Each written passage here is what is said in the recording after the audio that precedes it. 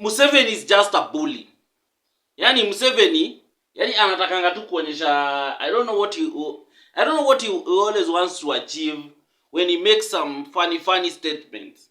Because for me, I feel like Museveni anapenda tu kuwa bully. Do you know those people who just like to bully everyone because they feel like since they got power through a military coup, then they can just get power anyhow. You get? So, yani anafeel tu is entitled to speaking the way he wants, doing things the way he wants, and then maybe he feels like since he's the senior most leader in East Africa community, feels like now he can just sit back and now try to dictate to everyone, try to tell all other countries how they should live and how they should do their thing. I think which is very unfortunate coming from someone like him, because some of the things that he says, and this is not the first time Museveni is making this kind of statements, because right now he's coming and telling Kenyans that he demands a part of Indian Ocean, that there is no way Uganda cannot have access to the sea. So he demands a part of Indian Ocean, and he's specific, I need ile part ya Kenya. You know, sometimes there are people who just like to poke you. They just like anataka tu akupok tu. Yani he doesn't want to see you like uko tu sawa. Because what was that?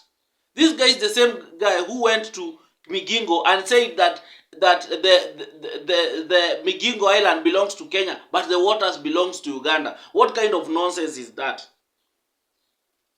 And you know, all the time Kenyans have always been very, if you look at how even our leaders have always dealt with Museveni, they have always been respectful, because they respect him as a leader.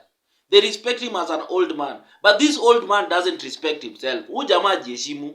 That is what even our president and Kenyans need to know, that mzee yeye mwenyewe ajiheshimu as much as nyinyi mnamheshimu. But anyway, I know most of you don't know what I'm talking about, but I will still tell you what I'm talking about, because there are always people who are clueless. There are always people who watch you for the first time. So kindly, let's just get right into it. Museveni has been saying that there is no way that he cannot get access to the Indian Ocean. That Indian Ocean, hiyo ni right yake. That ocean belongs to him. Imagine that kind of a statement coming from a president, and he's saying that he will in future there'll be war. In future kutakuwa na vita because of that. The people that he's mentioning are Kenyans, that is going to go to war with Kenyans because of the Indian Ocean. Have a listening. But that ocean belongs to me, because where is my ocean? I am entitled to that ocean. In future we are going to have wars. In the future we're going to have wars. How can you just watch these people? You are really endangering yourself. How can you have a situation like this? Uganda is landlocked inside here. But where is my ocean? My ocean is the Indian Ocean. So, this is madness. You can hear him very clearly and what he's saying. And to make the matters worse, that deranged son of his, that crazy son of his, coming to tell Kenyans that he has given Kenyans 8 hours to surrender the Indian Ocean, or his father just give him an order to capture. You know, there's when you are too much of yourself, when you have been raised in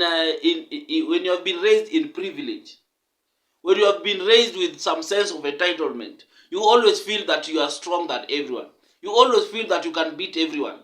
You always feel that wewe hawezi ambiwa kitu, until when you get to war and you are beaten thoroughly. Because even when it comes to this kind of when it comes to military strength, when it comes to Kenya fighting with Uganda is no match for Kenya. It's no match for Kenya in any shape or form. You get? And if they continue like this, we can lock them out of access to even the kabisa, because most of their things pass through Kenyans, pass through Kenya land. Most of their petroleum and most of their products that they import zinapita through Kenya.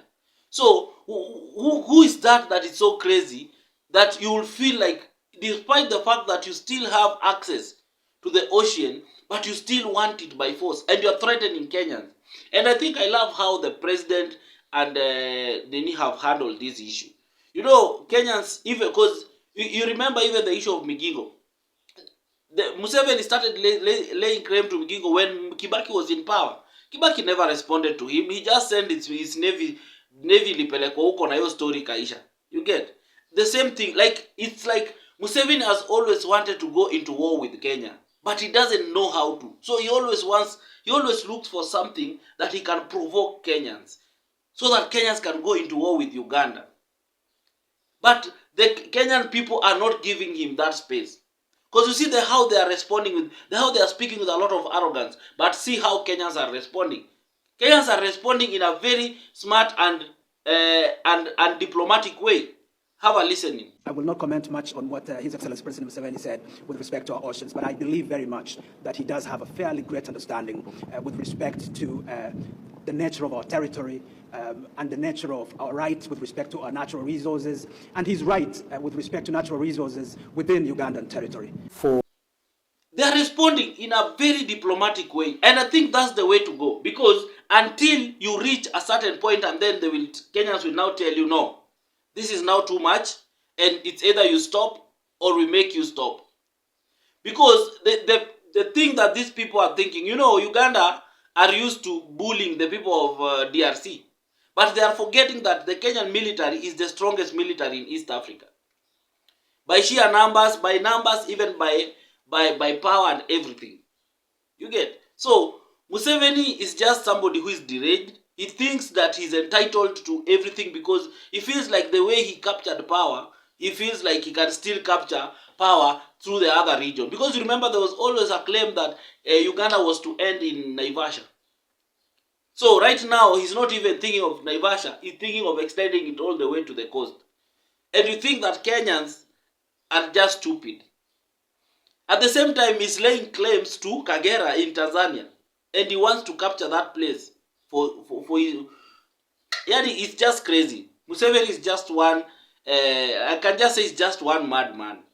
That is what I can say. Maybe it's because he's growing old. And now he feels like...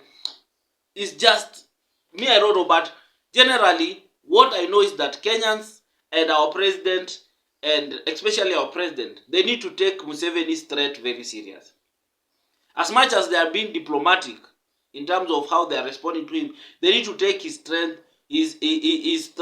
very, very serious. Because that man is like, has intentions of causing problem in East Africa. And if he leaves power, and of course, if he dies, and his son captures power, then we are going to have a problem in East Africa. And that is maybe the war that he's speaking about. His son, maybe because that guy is just absurd, he's just crazy, his son must just start causing problems here in East Africa. Because I don't think he's someone who is wise. The way he talks and the way he reasons, I don't think he's wise at all. This is a person who can cause serious war in East Africa. So we need to be very, very careful. And we also need to make sure that we empower our military. That our military is so much empowered. And if possible, we make sure that in the Kenyan border, in the Kenya-Uganda border, in the Uganda-Kenya border, we enhance our security. Work with steadfast. Anyway, guys, thank you. Tell me what you think in the comment section. I'll see you next time. And make sure you always follow me. Sawa? The African Update.